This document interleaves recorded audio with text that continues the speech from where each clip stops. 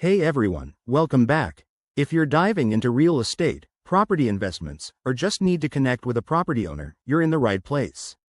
Today, we're breaking down how to find property owners' phone numbers in 2025. With all the digital tools available, this process has never been easier or more important to do ethically. Let's jump right in. First off, always prioritize privacy and legality. We're focusing on methods that comply with laws like the Fair Housing Act and GDPR, so you stay on the right side of things. Step 1. Start with public records. Most counties have online databases where you can search by property address. Head to your local assessor's or recorder's office website, enter the address, and you might find the owner's name and contact details listed. Step 2. Dive into real estate platforms. Sites like Zillow, Redfin, or Realtor.com often display owner information, especially for properties on the market. In 2025, many of these platforms use AI to make searches faster and more accurate. Just search the address and look for contact options.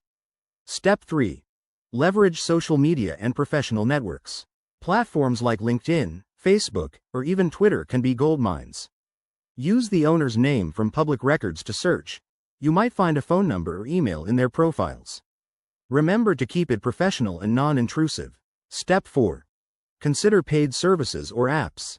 By 2025, tools like Whitepages, Spokeo, or advanced AI search engines can cross-reference public data to find phone numbers quickly. These might cost a bit, but they're efficient for serious inquiries. Step 5.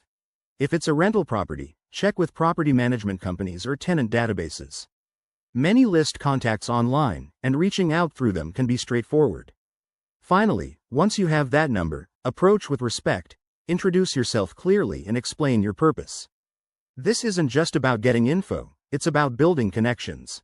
Thanks for watching. If this helped, hit that like button, subscribe for more real estate tips, and drop a comment below. See you in the next video.